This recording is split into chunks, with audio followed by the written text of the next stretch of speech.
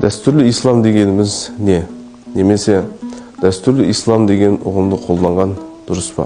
Дәстүрлі ислам деп жалпы әр халықтың өзінің жылдар бойы, ғасырлар бойы қалыптасқан мәдениетімен, салт дәстүрімен, тілімен және орналасқан аймағының ерекшелігімен қалыптасқан исламды атаймыз. Жалпы қазақ ханафилік даласында дәстүрлі ислам деген кезде біздің ата-бабамыздың ұстанған фиқх негізінде, матуридилік ақида сенім негізінде қалыптасқан исламды айтамыз. Бұл ислам, қазақ даласына ислам келгеннен бері 8-ші ғасырдан бастап осы кезге дейін біздің дәстүрімізбен, салт дәстүрімізбен және мәдениетімізбен, тілімізбен және де ақлақи мінез-құлық ерекшеліктерімізбен бітсе қайнасып қалыптасқан бір ұғым.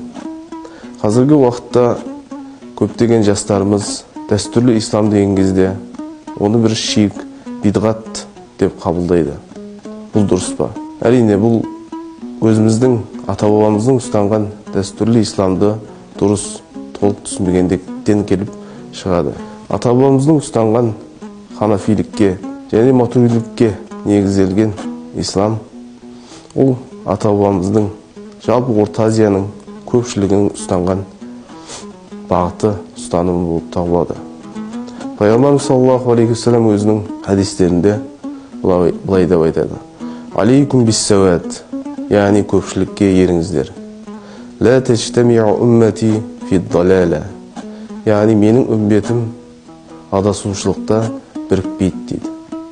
Үмбет деп тұрғаны жалпы көпшілікті айтып жатыр. Сондықтан қазіргі кезде айтылып жатқандай дәстүрімізді, мәдениетімізді жоққа шығарып, оны мансұқтайтын ұстанымдар негізінен сәләфилік, уахабилік ұстанымдар болып табылады. Олардың негізінде таза ислам деп айтылғанымен, негізгі идеологиясы радикалдық, экстремистік, террористік болып табылады. Сондықтан қазіргі уақытта өзіміздің асыл дәстүрлі ислам дінін барынша зерттеп, соған бет бұруымыз қажет.